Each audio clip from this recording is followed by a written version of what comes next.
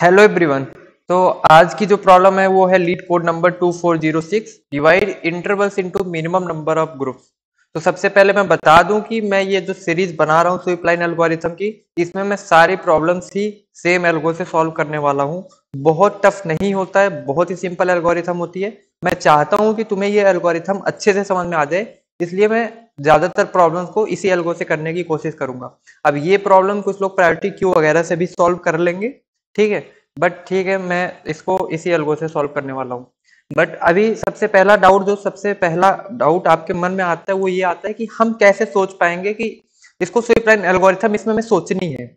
सबसे पहले तो जिनको स्वीप लाइन एल्गोरिथम के बारे में बिल्कुल आइडिया नहीं है, वो एटलीस्ट मेरी पिछली 2-3 वीडियो जो भी है उसको देख लो, क्योंकि तुम्हें एटलीस्ट थोड़ा सा समझ में आ जाएगा, बाकी इस वीडियो में क्लियर हो जाएगा। तो यहाँ पे जो कीवर्ड्स हैं जो मुझे दिख रहा है, जैसे कि यहाँ पे मुझे इंटरसेक्ट कीवर्ड दिख गया, ठीक है, और बाकी इंटरवल्स दिख गया। तो मैंने सोचा कि मैं स्वीप लाइन कब लगा सकता हूँ। तो मुझे इतना पता है कि स्वीप लाइन एल्गोरिथम जो होती है हम इंटरसेक्शन पॉइंट्स फाइंड करने के लिए यूज करते हैं। तो इतना मुझे आइडिया है, तो उसी की बेसिस में मैं यहाँ पे स्वीप लाइन एल्गोरिथम लगाने जा रहा हूँ। लेकिन फिर भी अगर तुम्हें नहीं समझ आ रहा कि क्यों हमने स्वीप लाइन सोचा, तो at the end of the video तुम्हें इजिली समझ में आ जाएगा और तुम भी एटलीस्ट इतना कैपेबल हो जाओगे कि तुम भी प्रॉब्लम देख के समझ जाओगे किसमें ये एल्गोरिथम लग सकती है। डायरेक्ट हम लोग इसके टेस्ट केसेस समझ लेते हैं और इसी के साथ प्रॉब्लम भी समझ लेंगे। तो प्रॉब्लम में सिर्फ इतना कहा गया है कि हमारे पास ये कुछ इंटरवल्स हैं, इन इंटरवल्स को मिनिमम कितने ग्रुप में डिवाइड करोगे कि ये जो भी इंटरवल्स जिस ग्रुप में है उस ग्रुप का कोई भी इंटरवल उस ग्रुप के किसी और इंटरवल से ओवरलैप नहीं करना चाहिए। एक्चुअली मैं ये कहना चाह रहा हूँ कि जैसे मैं सबसे पहले 5,10 को एक्सेस किया, तो मुझे पता चला कि 5,10 अभी तक किसी ग्रुप में नहीं बिलोंग कर रहा। तो लेटर सपोज मैंने एक ग्रुप बनाया 5,10 उसमें डाल दिया, ठीक है, कोई बहुत बड़ी बात नहीं है यहाँ तक। सबसे पहले ये जीवन ग्रुप में हमने इसको असाइन कर दिया। फिर हमने देखा 6,8 है अगला इंटरवल। तो 6,8 जैसे ही हमने डालने की कोशिश की, तो हमें पता चला कि 6,8 डालने पे वो 5,10 से ओवरलैप करेगा। तो हम क्या करेंगे यार, देखो जीवन में तो नहीं डाल पाएंगे, हम कहेंगे एक नया ग्रुप बना दो G2 और उसमें 6,8 डाल दो अभी के लिए। इसके बाद में फिर हमने 1,5 को देखा, हमने ट्राई किया जीवन में डालने के लिए, तो मैंने देखा 1,5 भाई दिक्कत हो जाएगी, हमें ओवरलैप कर रहा है, तो जीवन में नहीं डाल सकते। फिर G2 में डालने की कोशिश करेंगे, तो मैंने देखा कि यार 1,5 इजिली इसमें फिट हो जाएगा। तो हम एक नया ग्रुप क्यों बनाएं, क्योंकि हमें मिनिमम ग्रुप बनाना है, तो हम G2 में इसको 1,5 को डाल देंगे। फिर हमने अगले इंटरवल को देखा जो कि 2,3 है। हमने फिर से ट्राई किया यार इन्हीं दो ग्रुप का यूज करके अगर मैं 2,3 डाल सकता हूँ तो बहुत अच्छी बात है, क्योंकि एक नया ग्रुप नहीं बनाना पड़ेगा। तो मैंने उसको जीवन में ट्राई किया, तो जीवन में मैंने उसको डाल दिया और वो ओवरलैप नहीं किया, तो जीवन में पड़ गया। तो अभी तक सिर्फ दो ही ग्रुप बने हैं। फिर 1,10 आता है आगे इंटरवल। तो 1,10 मुझे समझ में आता है कि 1,10 अगर मैं डालने की कोशिश करूंगा, ये तो भाई भयंकर ओवरलैप कर रहा है, मतलब हम जीवन में तो इसको नहीं डाल सकते। तो मैं क्या करूंगा, G2 में डालने की कोशिश करूंगा। G2 में भी ओवरलैप कर रहा है, वो मुझे साफ मना किया गया था ओवरलैपिंग के लिए। तो ठीक है, कोई बात नहीं, हम इसको G2 में भी नहीं डालते हैं, इसको हम एक नया ग्रुप बनाते हैं जो कि हमें मजबूरी में बनाना ही बनाना पड़ेगा। तो 1,10 हमने यहाँ डाल दिया। सिंपल है, इसका आंसर हो गया कि मिनिमम हमें 3 ग्रुप लगने वाले हैं, कुछ भी कर लो। तो जो कि तुम्हें यहाँ पे दिख भी रहा होगा। तो यहाँ पे मैंने सारे इंटरवल्स ड्रॉ कर लिए हैं, थोड़ा समझाना तुम्हारा इजी हो जाएगा। तो सबसे पहले मैं क्या करूंगा, मैं यहाँ पे ये चीज नोटिस कर रहा हूँ कि जब मैंने सारे इंटरवल्स ड्रॉ कर लिए हैं, तो एक काम करता हूँ कि इन सारे इंटरवल्स का कॉमन ओवरलैपिंग मैं एरिया देख लेता हूँ। मुझे ये समझ में आ रहा है कि 2, 3, 1, 5, 1, 10 आपस में ओवरलैप कर रहे हैं, और कहाँ से कहाँ तक कर रहे हैं वो कुछ ये वाला एरिया है मेरे पास। इसके बाद यही नहीं, और मुझे समझ में आ रहा है कि 5, 10, 1, 5, 1, 10 भी आपस में ओवरलैप कर रहे हैं, बट वो जो पार्ट है जहां पे ओवरलैप कर रहे हैं वो सिंगल पॉइंट है 5, बट कर रहे हैं तीनों। ये इन तीनों को हम एक ग्रुप में नहीं रख सकते। इसके साथ में फिर हमें ये भी दिख रहा है कि 5, 10, 6, 8, 1, 10 ये भी आपस में ओवरलैप कर रहे हैं और इस पॉइंट पे कर रहे हैं। अब मेरी बात यहाँ पे थोड़ा ध्यान से सुनना, और प्लीज अगर कॉपी पेन लेके नहीं बैठे हो तो इस वीडियो के खत्म होने के बाद एक बार इसको ड्राई रन करके जरूर से देखना, क्योंकि शायद पॉसिबिलिटी है कि मेरे समझाने के बाद भी तुम्हें मेरी बातों पे भरोसा ना हो। क्योंकि ये प्रॉब्लम ही ऐसा है और ये एल्गोरिथम ऐसी है यहाँ पे कि तुम्हें एक बार क्रिटिकल थिंकिंग तो करनी पड़ेगी, ठीक है, और अगर समझ गए तो बहुत अच्छी बात है। तो यहाँ पे तुम्हें करना क्या है कि मुझे इतना श्योर हूं मैं कि अगर कोई इंटरवल आपस में ओवरलैप कर रहे हैं तो हम उसको तो एक ग्रुप में कभी नहीं रख सकते। तो यहाँ पे जो पहला पॉइंट है कि जो मैक्सिमम इंटरसेक्शन पॉइंट है वो फाइंड करो तुम। तो मुझे दिख रहा है कि मैक्सिमम इंटरसेक्शन पॉइंट 3 ही है, जैसे कि पहला, दूसरा और तीसरा 3 पॉइंट है। ठीक है, अब मैंने कहा नहीं मैं कोई और ओवरलैपिंग इंटरवल फाइंड करना चाहता हूँ। ठीक है, 5 10 1 5 1 10 में देख लो, इसमें भी मैक्सिमम कितने पॉइंट कॉमन है? 3 ही है, मतलब 3 ही जगह ये 3 ही इंटरवल आपस में ओवरलैप कर रहे हैं। इसके बाद 5 10 6 8 1 10। ठीक है, तो मुझे इतना तो श्योर है कि अगर मैं 2 3 1 5 1 10 को कंसीडर कर रहा हूं तो मैं कभी भी इन्हें एक ग्रुप में नहीं रख सकता, इन्हें अलग अलग ग्रुप में रखना ही रखना पड़ेगा, क्योंकि कोई ना कोई पार्ट इनका, इन तीनों का आपस में कॉमन है। इन तीनों का आपस में कोई ना कोई पार्ट कॉमन है, इसलिए हम 2 3 1 5 और 1 10 को कभी भी एक साथ नहीं रख सकते। ठीक है, अब कोई बंदा ये बोलेगा कि चलो ठीक है तुमने ये तो कर दिया, तुमने श्योरिटी तो दे दी मुझे कि इन तीनों को कभी भी एक ग्रुप में नहीं रख सकते, बट मैं कहता हूं कि 5 10 1 5 1 10 इन तीनों को भी कभी हम एक ग्रुप में नहीं रख सकते। मैंने कहा हाँ तुम भी सही हो यार, क्योंकि यहाँ भी मैक्सिमम इंटरसेक्शन पॉइंट 3 मिला है, तो मुझे दिख रहा है 5 वाला जो पार्ट है कॉमन है। तो मैंने दूसरे बंदे की बात मान ली और मैंने कहा कि हाँ भाई तू सही कह रहा है, 5 10 1 5 1 10 इन तीनों को भी कभी हम एक पार्ट में या एक ग्रुप में नहीं रख सकते। ठीक है, अब एक तीसरा बंदा आता है, वो बोलता है ए भाई मेरी भी तो सुन ले, मैं भी कह रहा हूं कि 5 10 6 8 1 10 इन तीनों को कभी हम एक ग्रुप में नहीं रख सकते। बाकियों का तो मुझे नहीं पता, बट इन तीनों को एक ग्रुप में नहीं रख सकते क्योंकि इनका कुछ पार्ट आपस में इन तीनों का कॉमन है। तो मैंने कहा हाँ यार तेरी बात भी सही है, चल एक काम करते हैं 5 10 6 8 और 1 10 इन तीनों को हम सेपरेट करके लिख देते हैं। तो ए बंदे ने ये बताया ये पॉसिबल हो सकता है, बी बंदे ने ये बताया ये पॉसिबल हो सकता है, सी बंदे ने ये बताया ये पॉसिबल हो सकता है।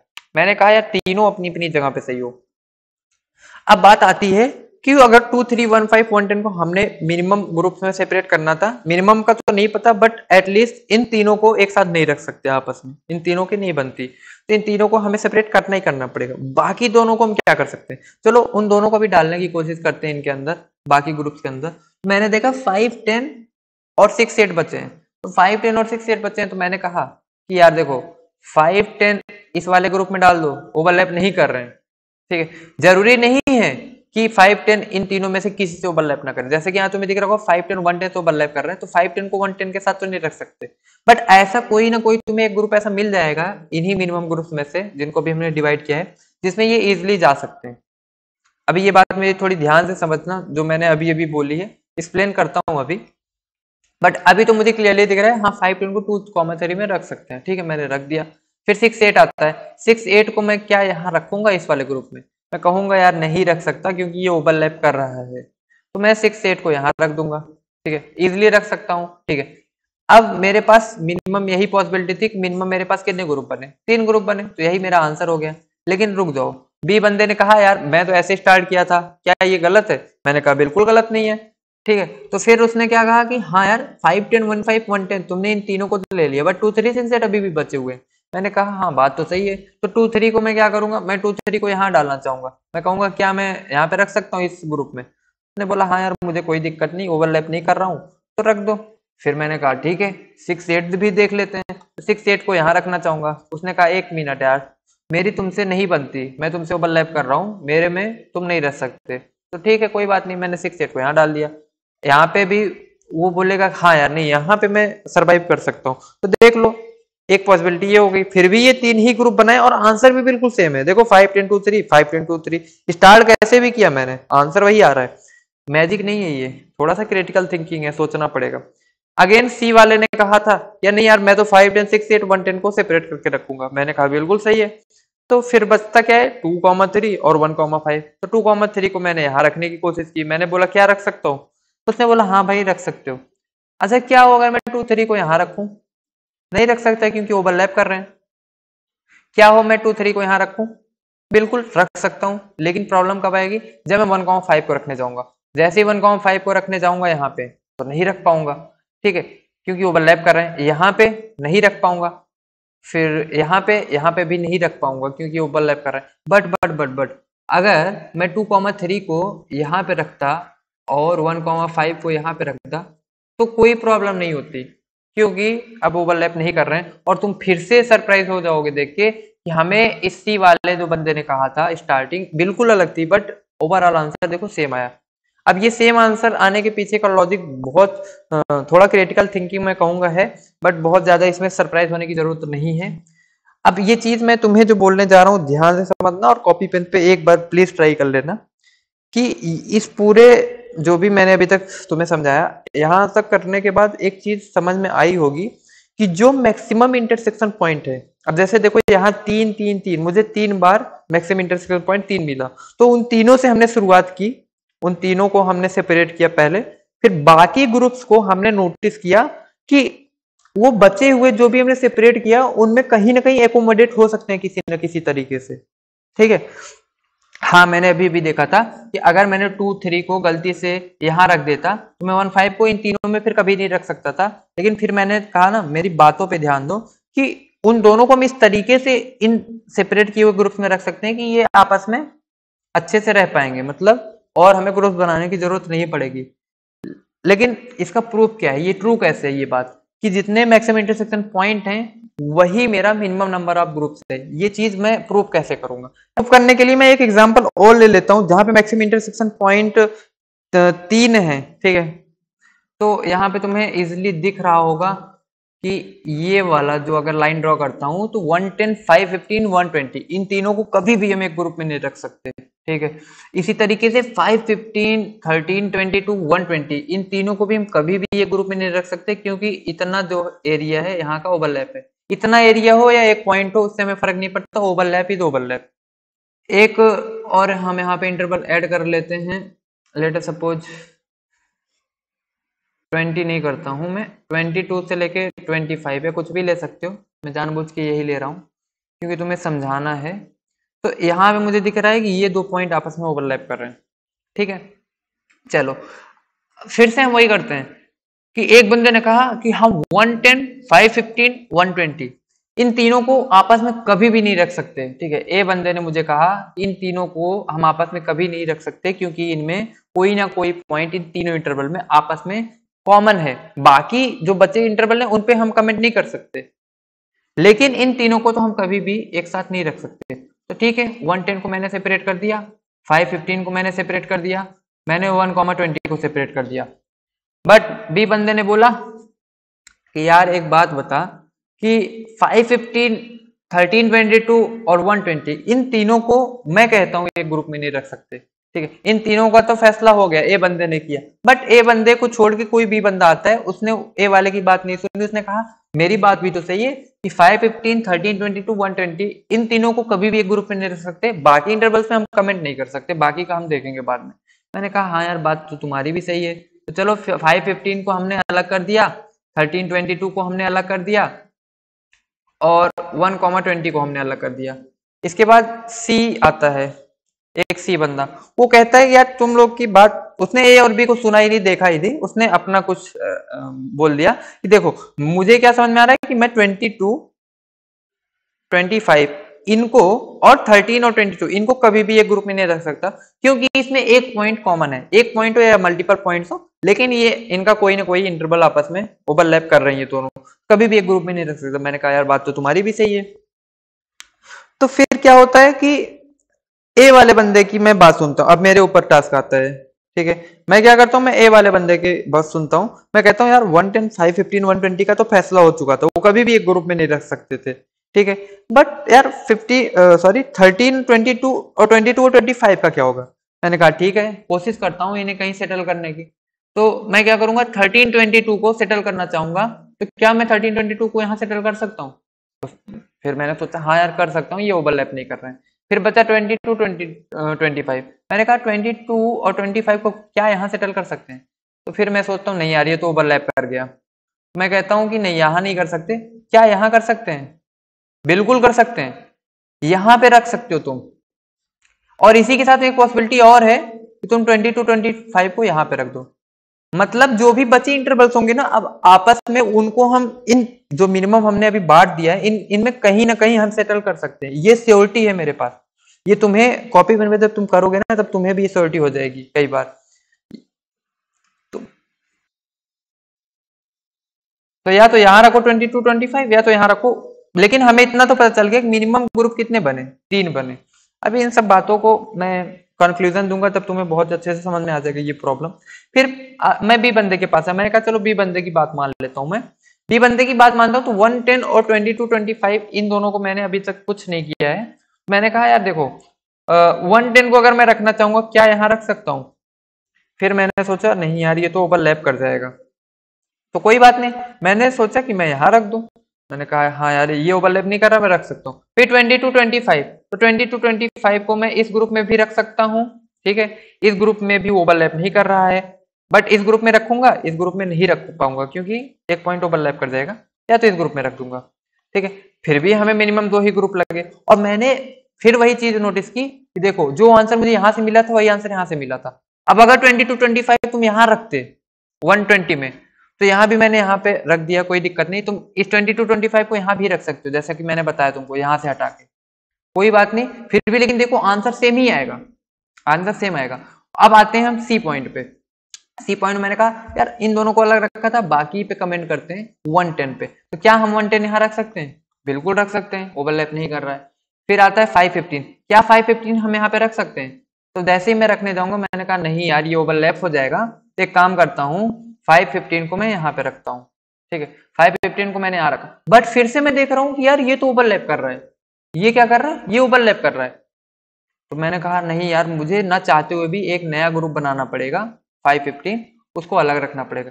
अब आती है बात, मेरे पास कौन सा पॉइंट बचा, 120। अब 120 को कहाँ रखूंगा, 1,20 को, तो 1,20 को मैं यहाँ पे रख सकता हूँ क्या? नहीं रख सकता, क्योंकि ओवरलैप कर रहा है। यहाँ पे भी नहीं रख सकता, ओवरलैप कर जाएगा, यहाँ पे भी नहीं रख सकता, ओवरलैप कर जाएगा। फिर मैं सोचता हूँ यार एक काम करूं, मैं अगर 110 को यहां से हटा के अगर यहां रख देता, अब मैं 120 को यहां रख सकता हूं। देखो कुछ ना कुछ करके, ये तो मैं सोच रहा हूं, ठीक है, कंपाइलर तो ऐसे नहीं सोच पाएगा, लेकिन देखो मैंने ऐसा क्या किया कि मैं कहीं से भी स्टार्ट कर रहा हूं, मुझे आंसर सेम आ रहा है। यहाँ पे तुम्हें एक क्रिटिकल थिंकिंग करनी पड़ेगी। तो मुझे पूरा ये करने के बाद एक चीज तो ये समझ में आई कि जो मैक्सिमम इंटरसेक्शन पॉइंट, जैसे इस सी वाले में हमें थोड़ी सी और प्रॉब्लम हुई कि हमें जो बचे इंटरवल्स हैं उनके लिए भी नया ग्रुप बनाना पड़ा, नया ग्रुप। लेकिन जब मैं मैक्सिमम इंटरसेक्शन पॉइंट को उठा रहा था, जैसे यहाँ पे मैक्सिमम इंटरसेक्शन पॉइंट 3 था जो कि 2 बार अकर हुआ था, जब उनसे मैं स्टार्ट कर रहा था तो मुझे कभी भी बचे हुए इंटरवल्स के लिए एक नया ग्रुप नहीं बनाना पड़ रहा था, बल्कि ये जो ग्रुप मैंने बना दिए हैं इन्हीं में से किसी एक ग्रुप में वो एडजस्ट हो जा रहा था।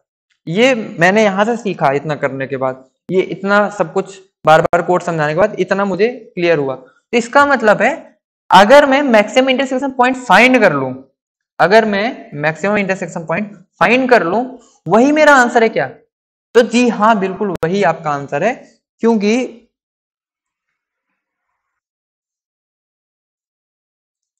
इतना समझाने के बाद तुम्हें समझ आ जाना चाहिए और तुम्हें भरोसा हो जाना चाहिए मेरी बातों पे कि देखो अगर 20 to 25 ये इंटरवल लेटर सपोज मैंने कंसीडर किया, अगर ये बाकी इंटरवल से ओवरलैप करता तो काउंट क्या बना देता?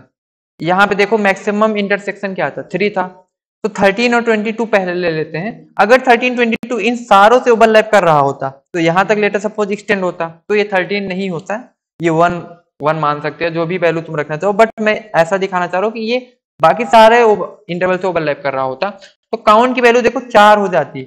इसका मतलब मैं इन चारों को मुझे न चाहते हुए अलग अलग रखना ही रखना पड़ता, मेरे पास कोई ऑप्शन नहीं था, ठीक है। इसी तरीके से अगर 20 to 25 इन सबसे ओवरलैप हो जाए, इन सबसे, तो अब काउंट की वैल्यू 5 हो जाएगी, मतलब 5 इंटरसेक्शन मिल गए और मुझे ये श्योरिटी हो गई बाकी सारों से ओवरलैप कर रहा है। इसका मतलब मुझे इसको पक्के से पांचों को अलग अलग रखना पड़ेगा।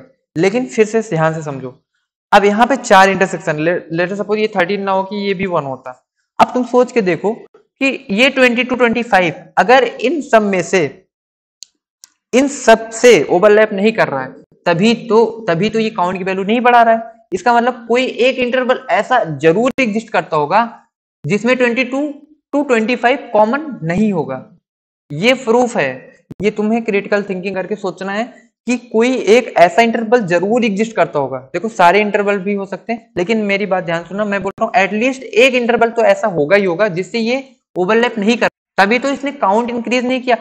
अब देखो 20 to 25 अभी तक सिर्फ इस पॉइंट से ओवरलैप कर रहा है। लेट अस सपोज कि और पीछे तक एक्सटेंड होता, मैं मान लेता हूं इस 20 तक एक्सटेंड होता। अब देखो ये 2 पॉइंट्स इंटर ओवरलैप कर रहा है, बट बाकियों से नहीं कर रहा है। ये मुझे कैसे पता चल रहा है? क्योंकि काउंट की वैल्यू इंक्रीज हो जाती है अगर बाकियों से कर रहा होता बचे हुए।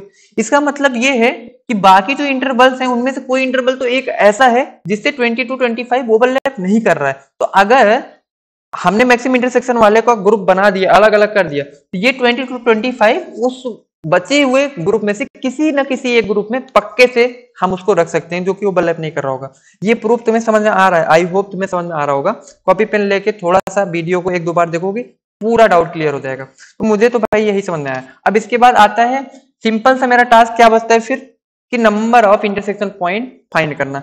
मतलब इतना समझाने के बाद जो कंक्लूजन आता है ये आता है कि number of intersection, maximum intersection point find करना। तो अब मैं तुम्हें फिर से याद दिलाता हूं, जो मेरी पिछली वीडियोस थी उसमें जो भी मैंने माई कैलेंडर 1 प्रॉब्लम, माई कैलेंडर 2 प्रॉब्लम कराया था, माई कैलेंडर 3 नहीं कराया था। बहुत इजी प्रॉब्लम है। तो तुम्हें जो माई कैलेंडर 3 प्रॉब्लम है और ये जो प्रॉब्लम मैं अभी समझा रहा हूँ, ये दोनों का कोड डिट्टो सेम है, कोई चेंजिंग नहीं है, लेकिन दोनों के कॉन्सेप्ट थोड़े अलग है। बट दोनों में ही हमें मैक्सिमम इंटरसेक्शन पॉइंट फाइंड करना है। तो फिर से मैं तुम्हें समझा दूं कि जो भी हमारा टेम्पलेट या कोड स्ट्रक्चर होता है कैसे होता है स्वीप लाइन एल्गोरिथम का, कि जो स्टार्ट पॉइंट होता है उसको हम +1 से रेज करते हैं और एंड +1 अगर एंड मेरा इंक्लूड है इंटरवल में, जैसे कि यहाँ पे 5,10 में 10 मेरा इंक्लूडेड है, तो इसलिए एंड +1 करेंगे। अगर एक्सक्लूडेड होगा तो उस वो पॉइंट पहले से ही +1 होके मतलब आया हुआ है। अगर ये 10 एक्सक्लूडेड होता है इसका क्या मतलब होता है 5 से 9 ही हमको जाना है, तो ये 10 हम ऐसे का ऐसे ही रेज कर देते हैं। इसको हमें -1 से रेज करना है, ठीक है।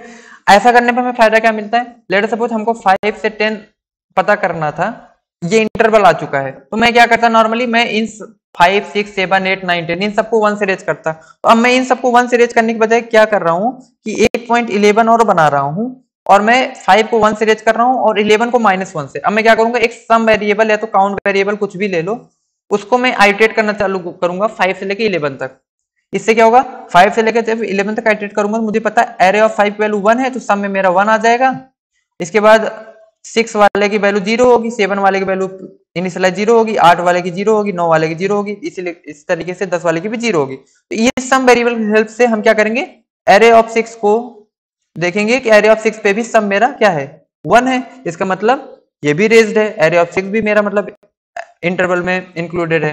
यहाँ पे एक 12 भी ड्रॉ कर लेते हैं जिससे तुम्हें क्लियर हो जाएगा। फिर एरे ऑफ 7 पे जाएंगे, वहां पे भी देखेंगे सम की वैल्यू क्या है 1 है। इसका मतलब 7 पे भी मेरा एक बार आ चुका है। इसी तरीके एरे ऑफ 8 पे भी सम की वैल्यू क्या होगी, 1 होगी। एरे ऑफ 9 पे भी सम की वैल्यू 1 होगी। एरे ऑफ 10 पे भी सम की वैल्यू 1 होगी। लेकिन जैसे एरे ऑफ 11 पे आएंगे मेरे सम की वैल्यू 0 हो जाएगी, क्योंकि हम बार बार जिस इंडेक्स पे हैं उसकी वैल्यू को ऐड भी कर रहे हैं। देखो मेरा पूरा आइडिया सिंपल से क्या है कि ये मेरा 5 से 10 तक मुझे 1 रेज करना था, तो मैं सारी वैल्यूज को 1 रेज ना करके सिर्फ स्टार्ट पॉइंट को 1 से रेज कर रहा हूं और एंड के आगे वाले को -1 से, जिससे कि अगर मैं किसी वेरिएबल से इसको अब एक्सेस करना चाहूंगा इन सारी वैल्यूज को, तो मैं एक कोई वेरिएबल बनाऊंगा, उसको मैं इनिशियलाइज कर दूंगा इस 5 से, ठीक है। 1 आ जाएगा सम के अंदर। अब इस वैल्यू पे भी सम की वैल्यू 1 है, इसका मतलब ये भी रेज्ड है, इस पे भी 1 है, ये भी रेज्ड है, इस पे भी 1 आएगा। उस बार बार उस वेरिएबल को हम यहाँ पे ऐड भी करेंगे, array of 6 plus that sum, ठीक है। तो यहां तक आते आते वो 1 ही रहेगा 10 तक, लेकिन जैसे 11 पे आएगा देखो मेरा सम 0 पे रिसेट हो जाएगा, क्योंकि sum plus array of 5 1, sum की value 1, sum plus array of 6 1, sum plus array of 7 1। तो इस तरीके से ये सारे 1। तो इससे फायदा क्या हो रहा है ना कि हम O ऑफ n अप्रोच में O ऑफ 1 में हम वैल्यूज इंसर्ट कर रहे हैं। कैसे, 5 को रेज कर रहे हैं और 10 को रेज कर रहे हैं, तो O ऑफ 1 हुआ, और O ऑफ n से हम आइटरेट करके एक ही बार में ये फाइंड कर ले रहे हैं कि कितने वैल्यूज आपस में इंटरसेक्ट कर रहे हैं, ठीक है। तो ये मेरा तरीका होता है। अगर डिटेल में समझना है इस बात को तो तुम मेरी प्रीवियस वीडियो प्लीज देख लो, वरना ये वीडियो काफी लंबा हो जाएगा। तो वही मैंने यहाँ पे भी किया है, और यहाँ मैंने मैप का यूज किया है। अब मैंने ये भी बताया था पिछली वीडियो में मैप और एरे का हम यूज करेंगे। तुम देखो एरे भी बना सकते हो, एरे बनाओगे तो इन सारी वैल्यूज पे मेरा जो भी वेरिएबल बनाओगे आइटरेट कर रहा होगा। लेकिन तुम्हें समझ में आना चाहिए कि मैप हम कब यूज करते हैं और एरे कब। एरे हम तब यूज करते हैं स्विप लाइन में जब हमको जैसे 5 से 10 इंटरवल तो है, बट हमें 6 को भी ट्रैक करना है, 7 को भी करना है, 8 को भी, 9 को भी, 10 को भी, तब तो हम ठीक है एक एरे बनाते हैं।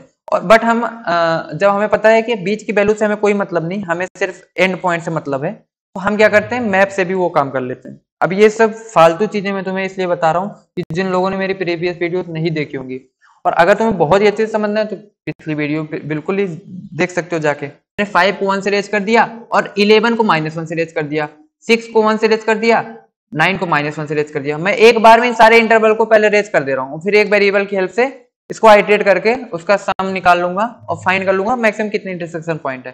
फिर 1 5 आया तो 1 को मैंने 1 से रेज कर दिया और 6 को -1 से रेज कर दिया। अब अगेन अगर तुम्हें ये चीज थोड़ा सा समझ नहीं आ रहा होगा कि कैसे काम कर रहा है, प्लीज एक बार कॉपी पेन पे करके देख लो, ये भी तुम्हें इजीली समझ में आ जाएगा और फिर बहुत सारे अच्छे अच्छे प्रॉब्लम तुम इजीली कर लोगे। एटलीस्ट माई कैलेंडर 3 तो तुम अपने आप से बहुत जल्दी कर लोगे। इसके बाद 2,3 आया तो 2 को मैंने 1 से रेज कर दिया और 4 को -1 से, 1 को मैंने 1 से और 11 को मैंने -1 से। फिर मैंने क्या किया, एक वेरिएबल लिया जो कि मैंने ये देखो लिख रखा है सम, या तुम कोई वेरिएबल नाम ले सकते हो। मैंने क्या किया, अब ये एक एरे के फॉर्म में है, ठीक है, एक एरे के फॉर्म में है। मैंने क्या किया, 0 पे आया सम प्लस एरे ऑफ 0 तो 0 मिला, सम प्लस एरे ऑफ 1 तो मुझे मिला कि एरे ऑफ 1 मेरा 2 से रेज हो चुका है, क्योंकि एक पहले से रेज था और एक अभी अप हुआ, तो 1 + 1 ये 2, सम मेरा 2 हो गया होगा। अगेन मैं जब एरे ऑफ 2 पे आया तो सम मेरा क्या हो गया, सम मेरा 3 हो गया, क्योंकि 2 plus array of this array of 2 तो 2 + 1 3। इसके बाद मैं जब एरे ऑफ 3 पे आया, सम मेरा अभी तक क्या था 3 था, और एरे ऑफ 3 मेरा क्या 0 है, तो 3 + 0 3। फिर एरे ऑफ 4 पे आया मैं, एरे ऑफ 4 मेरा क्या है टोटल -1 है। अब यहाँ पे मेरा सम 2 हो गया। तुम्हें ये चीज समझ में आई कि -1 होने से क्या हुआ, मतलब मेरा 2 से 3 एक इंटरवल था, 2 से 3 मेरा एक इंटरवल था, ठीक है, 2 से 3 मेरा एक इंटरवल था, मेरा 1 से 5 एक इंटरवल आ चुका था, मतलब मेरा 1 से 5 एक इंटरवल आ चुका था। इसके बाद में फिर मेरा 1 से 10 एक इंटरवल आ चुका था, मतलब 1 से 10 एक इंटरवल आ चुका था। यहाँ पे तुम्हें क्लियरली दिख रहा है कि 1 जो है उसपे सिर्फ 2 इंटरसेक्शन पॉइंट है, लेकिन 2 आते ही मुझे 3 इंटरसेक्शन पॉइंट मिल रहे हैं, और 3 पे भी मुझे 3 इंटरसेक्शन पॉइंट मिल रहे हैं, लेकिन 4 आते ही फिर से मुझे 2 इंटरसेक्शन पॉइंट मिल रहे हैं। तो ये तो 3 वाला है, ये जो एंड पॉइंट है, इसके लिए मैंने फोर्थ वाले को -1 रेज किया है, जिससे कि जो भी मैं कंसीडर करूं इस रेंज को, वो सिर्फ 2 से लेकर 3 तक कंसीडर करूं। 4 पे जाती है वो रिसेट होता है, जो कि ये देखो हो भी गया 3 तक, तो 2 और 3 के लिए मेरा 3 रेज हुआ, ठीक है, क्योंकि इसका लिए एडिशन 1 हुआ, इसके लिए 1 हुआ तो यहाँ पे 2 मिला, इसके लिए अगेन ऐड हो गया तो 3 मिला, 3 पॉइंट्स मिल गए, मतलब 3 इंटरसेक्शन पॉइंट। इसके लिए भी 3 ही रह गया, लेकिन जैसे ही यहाँ पे आया 4 के लिए तो देखो -1 रेज हुआ, तो इसलिए वो 2 इंटरसेक्शन पॉइंट हो गए, जो कि मुझे मिलना भी चाहिए था। इस तरीके से स्वीप लाइन मेरा वर्क करता है। फिर 5 पे आया, अगेन 1 रेज हो गया, क्योंकि देखो 5 पे फिर से मेरे क्या हो गया, 5 पे मेरा एक 5,10 इंटरवल स्टार्ट हो गया, तो 5 पे रेज हुआ था, इसलिए 3 इंटरसेक्शन पॉइंट फिर मिले, तो 1 जब रेज हुआ, ये 1 था, पिछला 2 था मेरा सम, मतलब पॉइंट्स अभी तक 2 + 1 3। इसी तरीके से तुम आगे भी देख सकते हो। तो ये रहा कोड तुम्हारे सामने। मैंने यहाँ पे मैप बनाया, एरे नहीं बनाया, अनऑर्डर्ड मैप भी नहीं बनाया। मैप क्यों बनाया है प्रीवियस वीडियो से पता चल जाएगा, और नहीं देखा प्रीवियस वीडियो तो इतना समझ लो, क्योंकि हमें वैल्यूज को एरे की तरह यूज करना होता है। जैसे 1 पहले आया तो 1 पहले आएगा, 2 पहले आया तो 2 उसके बाद आएगा, फिर 3 फिर 4। तो मैप में भी वैल्यू सॉर्टेड होती हैं, क्योंकि जैसे 1,10 एक इंटरवल है, फिर 5,7 एक इंटरवल है, तो तुम्हें 1 पहले चाहिए, फिर 5 चाहिए, फिर 7 पे चाहिए, फिर 10 चाहिए, इसलिए मैंने मैप यूज किया है। नहीं बातें समझ में आ रही है तो लिंक मिल जाएगी डिस्क्रिप्शन में, चेक कर सकते हो। फिर मैंने वही किया, सम वेरिएबल बनाया जिसमें मैक्सिमम इंटरसेक्शन पॉइंट को स्टोर करने वाला हूं, और सिंपल सा मैंने ये काम किया। अब देख लो, जो भी मैंने पिछली 2 वीडियोज हैं और जो मैं तुम्हें माई कैलेंडर 3 सॉल्व करने को बोल रहा हूँ, उसको भी करके देखना, तो सेम यही सिंटेक्स उसमें भी है, कुछ अलग से नहीं है, तुम जाके चेक कर सकते हो। और मैप के स्टार्टिंग को मैंने रेज कर दिया 1 से, और मैप के एंड +1 को मैंने रेज कर दिया -1 से, क्योंकि मुझे रेंज कहां से कहां तक चाहिए, स्टार्ट से एंड तक चाहिए, ठीक है। और मैंने फिर जब मैंने सारी क्वेरीज को स्वीप लाइन की हेल्प से मैंने O(1) में मैप में डाल दिया, तो मैंने एक वेरिएबल लेके जो भी वैल्यूज रेज हुई हैं उसको मैंने स्टोर करना चालू किया, और मैक्सिमम जहां पे मिला वही मेरा मैक्सिमम इंटरसेक्शन पॉइंट होगा, और मैंने उसको रिटर्न कर दिया, सबमिट कर। तुम 1-2 बार कॉपी पे खुद से ट्राई रन करोगे तो अच्छे से समझ जाओगे। और स्वीप लाइन एल्गोरिथम तो तुम्हें यार देखो बहुत इजी होता है, समझ में आ गया होगा, और आ गया है तो प्लीज माई कैलेंडर 3 प्रॉब्लम जाके कर लो। और अगर अभी भी कोई डाउट है तो कमेंट सेक्शन में मुझे बता दो। बाकी मिलते हैं अगली वीडियो में अपने। Thank you.